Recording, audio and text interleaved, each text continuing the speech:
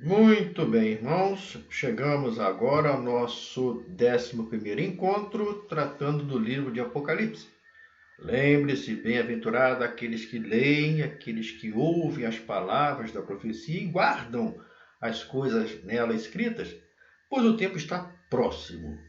Hoje nós vamos ficar no capítulo 2, do versículo 12 até o versículo 17, no tratar da igreja de Pérgamo. Lembrando sempre, a minha visão é uma visão histórica, simbólica. Eu creio que o que o Senhor Jesus ditou e que João escreveu às 7 igrejas da Ásia Menor perpassa por toda a história da igreja até a volta de Cristo. É como se fosse simbólico e as coisas que Jesus falou que iria acontecer estão acontecendo. Aconteceram e estão acontecendo. Hoje nós vamos ver um pouquinho da carta de Pérgamo. Capítulo 2, verso 12, o texto diz assim: Ao anjo da igreja de Pérgamo escreve: Essas coisas diz aquele que tem a espada afiada entre os dentes, ou seja, a espada afiada de 2 gumes, aquela que apareceu na primeira visão.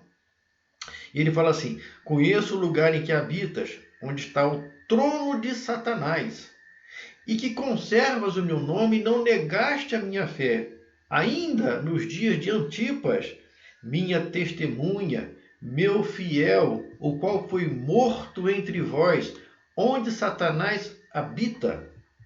Tenho, todavia, contra ti algumas coisas, porque tens aí os que sustentam a doutrina de Balaão, o qual ensinava a Balaque a armar ciladas diante dos filhos de Israel, para comerem coisa sacrificada aos ídolos e praticarem prostituição. Outro sim, também tu tens os que da mesma forma sustentam as doutrinas dos nicolaítas. Portanto, arrepende-te, e se não, venho a ti sem demora, e contra eles pelejarei com a espada da minha boca. Quem tem ouvidos, ouça o que o Espírito diz à igreja. Ao vencedor, dar-lhe-ei um maná escondido, bem como lhe daria uma pedrinha branca, e sobre esta pedrinha escrito um novo nome, o qual ninguém conhece, exceto aquele que o recebe. Essa é a carta que Jesus ditou, João escreveu para a igreja de Pérgamo. Vamos pensar um pouquinho na cidade de Pérgamo nesses dias, nos dias de João. Pérgamo era um centro importantíssimo de cultura, era um centro cultural dispoente, de destaque na Ásia Menor. É famosa pela biblioteca, eles tinham uma biblioteca muito rica, e a biblioteca de Pérgamo só perdia para a biblioteca de Alexandria, que ficava lá no Egito. Interessante quando a gente fala biblioteca, hoje, nos nossos dias, quando a gente fala biblioteca, a gente imagina assim, uma estante cheia de livros, muito livro.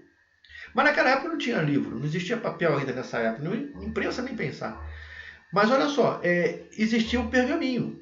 Então a biblioteca deles, nada mais é do que uma coleção de pergaminhos, de fatos, histórias e conhecimentos escritos em pergaminhos, não em livros, eram rolos.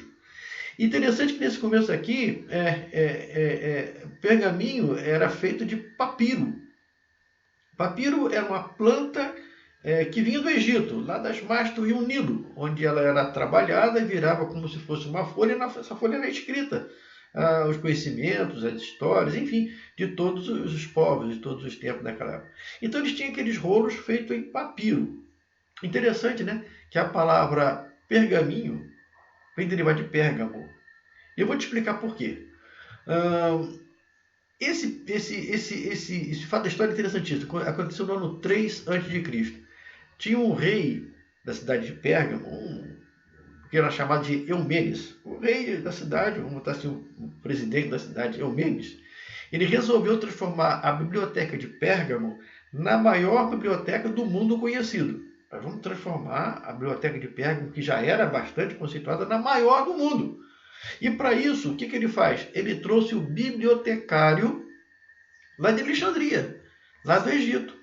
Então esse bibliotecário chamava Aristófanes de Bizâncio, que estava lá na Alexandria e que era responsável por manter a biblioteca de Alexandria, foi trazido para Pérgamo, sabe lá, peso de ouro deve ser. mas ele veio para Pérgamo.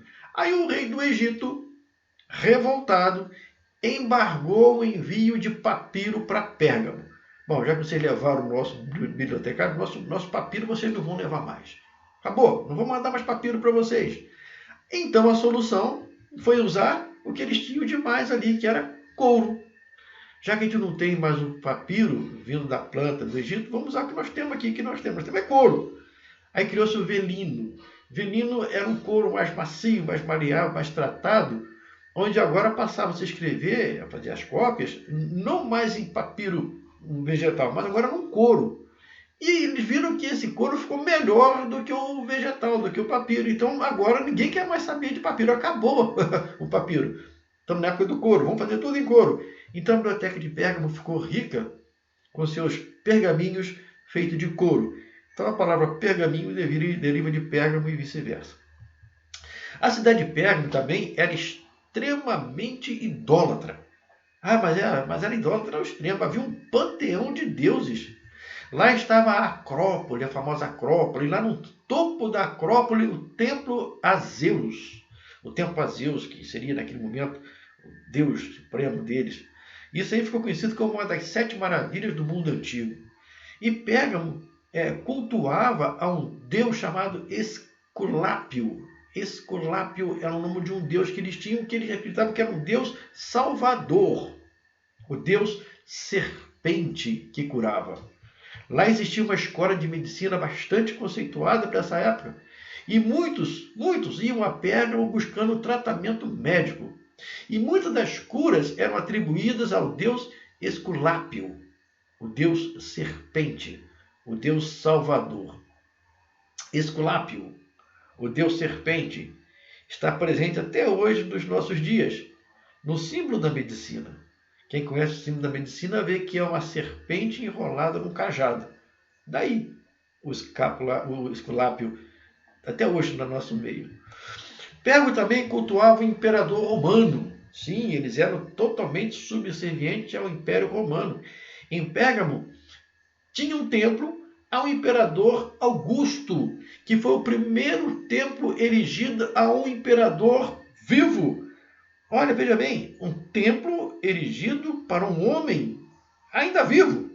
E todos tinham que ir a esse templo. Esse templo foi construído ali no ano 29 a.C. para adorar um homem, para adorar o imperador romano.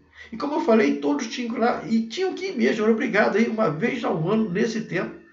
E lá os seus súditos teriam que declarar: César é o Senhor. Então você era obrigado, pelo menos uma vez ao ano, ir a esse templo e declarar: César é o Senhor. Aí depois que você saísse do templo, você poderia adorar o Deus que você bem entendesse. Você é agricultor, quer adorar o Deus da agricultura? Não tem problema. Você é marinheiro, Deus do mar? Não tem problema. Você cultua a beleza? Não tem problema. Mas, pelo menos uma vez ao ano, você vai ter que entrar naquele templo e gritar: César é o Senhor. Então, Jesus afirma que lá, nesse local, em Pérgamo, ficava o trono de Satanás. Onde Satanás reina, prevalece a mentira. E atualmente prevalece as ciladas. Mentiras e ciladas satânicas. Então ele colocou assim no verso 13: Conheço o lugar em que habitas, onde está o trono de Satanás. Mas eu sei que você conserva o meu nome e não negou a minha fé. Então, mesmo vendo que o povo de Deus, a igreja dele, estava vivendo numa cidade extremamente idólatra, onde se adorava a Zeus na Acrópole, a Esculápio nos hospitais, que o povo tinha que ir ao templo dizer que César é o Senhor, mesmo vivendo numa cidade com esse cenário, eles adoravam a Deus. Jesus viu a igreja e destacou que nessa igreja tem alguns que realmente estavam servindo a ele, mas não todos, não todos. Ele colocou bem no versículo 13: Conheço o lugar em que habita, onde está o trono de Satanás, que conservas o meu nome e não negaste a minha fé. Aí agora ele destaca: ainda nos dias de Antipas, minha testemunha, meu fiel, o qual foi morto entre vós, onde Satanás habita. Segundo Tertuliano é um historiador O nome Trindade, acredito que foi Tertuliano que tenha criado esse nome Trindade. Não tem na Bíblia. Então, acredito que Tertuliano foi o autor desse termo Trindade. Mas ele era um historiador. E segundo esse historiador, Antipas era pastor da igreja de Pérgamo. E por ele não ter gritado nunca em sua vida, César é o Senhor, não ter se dobrado, não ter aceitado as ciladas, os convites de Satanás, ele morreu queimado. Morreu queimado num boi de bronze. Segundo o Tertuliano, pegaram um boi de bronze, esquentaram ao máximo e colocaram esse homem nesse boi de bronze, sabe lá Deus como, para ele morrer nesse boi de bronze. Aí Jesus então diz, Antipas, testemunha fiel, morto entre vós, aí onde Satanás habita. Antipas não deu ouvidos a Satanás. Mas nem todos eram como Antipas, nem todos eram fiéis, nem todos eram fiéis como Antipas. Aí ele coloca no versículo 14, tenho, todavia, contra ti algumas coisas, pois que tens aí, você tem aí, os que sustentam a doutrina de Balaão, o qual ensinava Balaque a armar ciladas diante dos filhos de Israel, para comerem coisas sacrificadas a ídolos e praticarem a prostituição. Então, alguns irmãos estavam sim dando ouvidos a Satanás. Essa colocação de Balaão e Balaque você encontra no livro de Números, a partir do versículo 22 do livro de Números, onde Balaque era rei dos Moabitas. E ele olhou e viu que o povo hebreu que saiu do Egito caminhava em sua direção. Ele temeu o povo hebreu. Então ele chama Balaão, que na época era um profeta, e pede para que Balaão amaldiçoasse o povo hebreu. Balaão significa ele destrói o povo. O nome Balaão significa ele destrói o povo. Então Balaque viu que os filhos de Israel marchavam em sua direção, manda chamar Balaão e pede para que ele amaldiçoe a Israel. Mas Balaão não vai amaldiçoar o povo hebreu. Não vai. Mas vai aconselhar a Balaque a atrair os israelitas à idolatria, incitando-os com as mulheres moabitas, incitando-os a praticarem das festas sacrificiais pagãs e mesmo da prostituição. Então, se isso acontecesse, se essas ciladas realmente acontecessem, os homens hebreus cairiam em pecado de prostituição, cairiam em pecado em adultério, cairiam em idolatria. Então Deus os abandonaria. E Balaque seria vitorioso na guerra. E os hebreus perderiam a guerra. Mas nós sabemos a história que não foi isso que aconteceu. Os homens não deram ouvidos ao que Balaque e Balaão oferecia. Satanás está usando dessa mesma artimanha desde o início da igreja até hoje. Qual artimanha? Atrair o homem ao pecado, a armar ciladas. E quando você menos espera, você está caindo numa cilada. O problema da igreja de Pérgamo é que alguns irmãos que estavam lá estavam dando ouvidos a Satanás, enquanto tinha homens como Antipas, que preferia ir ao fogo e morrer pela fé que defendia, tinha aqueles que estavam dando ouvido a Satanás. Haviam sim homens que estavam se entregando entre o profano e o sagrado. Estavam tentando conviver dentro da igreja, mas ao mesmo tempo aceitando o profano e o sagrado, achando que é normal. E o que é pior é que, porque nós estamos entendendo aqui, havia conformismo. As pessoas estavam conformando com essa mistura entre o profano e o sagrado. Talvez estivesse até gostando desse modo novo de viver. Quem sabe até gostando de misturar o profano ao sagrado. E tem mais. Jesus falou assim, versículo 15. Outro sim, tem mais. Também você tem igreja, os que da mesma forma sustentam as doutrinas ou a doutrina dos nicolaítas. A igreja de Éfeso, que a gente olhou aqui e viu essa igreja, foi a primeira, ela odiava as obras dos nicolaítas e foi exaltada pelo Senhor por isso, por odiar as obras dos nicolaítas. Mas a igreja de Pérgamo está aqui dizendo que tinha quem sustentava as doutrinas dos nicolaítas. Mas que doutrina é essa? Que doutrina é essa? A doutrina é mais ou menos assim. Em Cristo você tem liberdade para pecar. a doutrina dos nicolaítas. Nós não estamos mais debaixo da lei, nós estamos na graça. E na história da graça você pode pecar que o perdão é garantido. Os nicolaítas conseguiam transformar o que seria liberdade em Cristo em libertinagem. Misturavam mais ainda o que é profano ao sagrado. Para eles, a igreja deveria se conformar com o mundo, tomar a forma do mundo, em outras palavras, se contemporizar, atualizar, modernizar, acompanhar a evolução. Veja bem, vamos pensar no dia de hoje, o pecador está numa boate. Então nós vamos tentar transformar nossa igreja o mais próximo possível de uma boate para atrair esse pecador. Temos que agradar esse pecador, senão ele vai embora. A nossa música deve agradar ao pecador. Ele está acostumado com os seus ritmos envolventes e nós temos que fazer a música de forma que ele se agrade.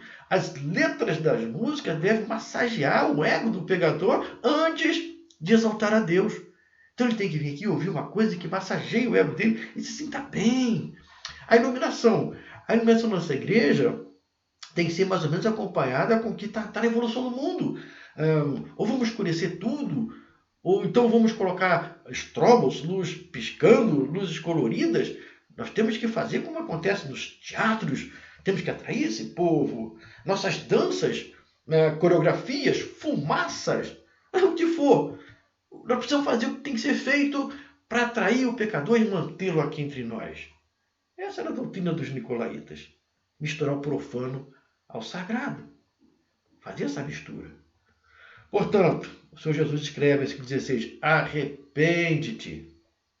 Senão, venho a ti sem demora, e contra eles pelejarei com a espada da minha boca. A igreja precisa se livrar da tolerância ao pecado, das obras dos nicolaítas, das ciladas de Balaão, corrigir os desvios doutrinários e, consequentemente, desvios de condutas.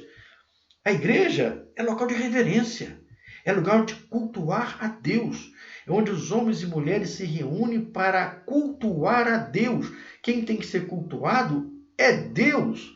Quem tem que sair dali satisfeito é Deus. Quando saímos de casa para ir a um templo, nós temos que sair com a ideia, vamos lá para agradar a Deus. Eu não estou indo lá para buscar satisfação para mim. Eu não quero massagear o meu ego. Eu não quero ir lá para me sentir bem. Eu quero ir lá para agradecer ao Senhor da vida. Aquele que me deu esperança de viver eternamente com Ele, que me deu a salvação em Cristo Jesus, que me justificou, que me regenerou, que me fez nova criatura, que está me prometendo uma eternidade. Eu vou lá para agradecer a esse Deus. Eu vou lá para prestar culto a Ele.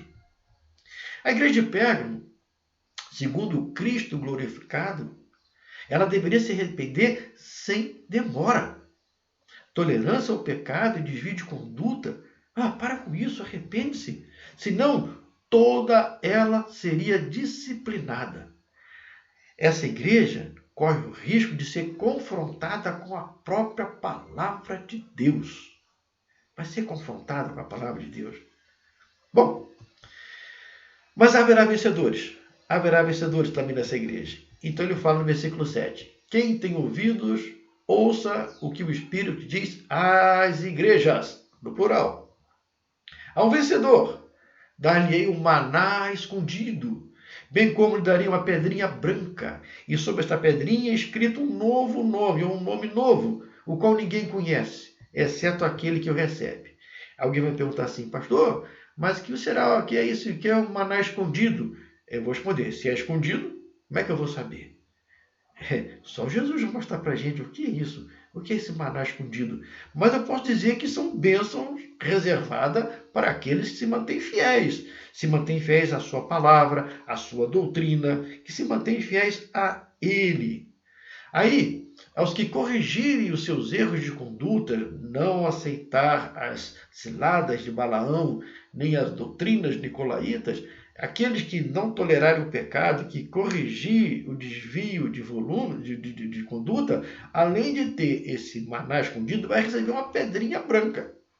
Eu acredito que essa pedrinha branca seria uma entrada para um banquete, uma entrada para as bodas do Cordeiro. Eu penso assim, quem deixar de praticar das festas mundanas terá direito a participar da festa celestial. E quem oferece, vamos botar assim, a entrada para as festas mundanas é Satanás. E quem está oferecendo aqui a entrada para as bodas do Cordeiro é Jesus. Aceite o convite de Jesus. Ele é infinitamente melhor do que o de Satanás. Vou parar por aqui. Fiquem todos com Deus e até breve.